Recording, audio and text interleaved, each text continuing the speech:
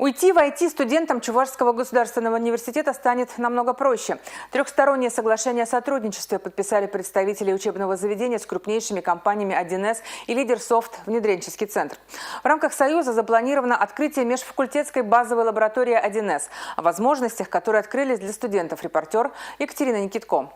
Там, где есть компьютер, есть и программа 1С. Без нее уже просто не выжить любому предприятию. Поэтому специалисты, которые умеют программировать и работать в 1С, на вес золота.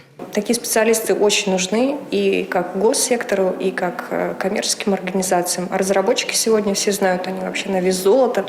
Они могут работать откуда угодно дистанционно, и неважно, где ты в Москве, в Чувашии или в Санкт-Петербурге, ты всегда будешь востребован. Навыки работы в этой программе ценятся не только на удаленке, но и в родном городе. С этими знаниями перед ребятами открыты и региональные, и российские, и даже мировые двери. Ребята будут в стенах вуза получать актуальные компетенции и далее будут применять свои знания, свои навыки на рабочих местах здесь же в регионе. Никуда уезжать не нужно, можно добиваться высоких результатов, можно строить карьеру и успешно реализовываться в той сфере, которую ты для себя выбрал, оставаясь здесь, живя в своем родном городе. Чувашский государственный университет уже летом откроет новые лаборатории, где ребята смогут изучать программу и учиться работать с данными. Это межфакультетская базовая лаборатория, она объединяет студентов 3 факультетов, причем задача ставится достаточно широко. Это не только разработчики, но и подготовка уверенных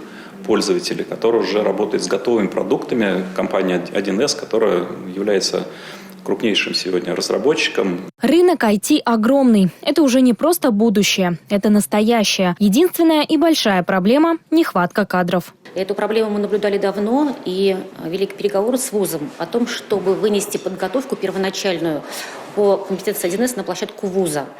Безусловно, она там уже велась. Безусловно, были и студенческие соревнования, участвовали. Но наша задача сделать ее более прикладной, более целенаправленной уже на конкретные проекты, которые дальше они будут реализовывать у работодателей. В планах также и проведение совместных исследований, реализация научных и образовательных проектов. Екатерина Никитко, Юлия Дюкова, Сергей Емельянов, Республика.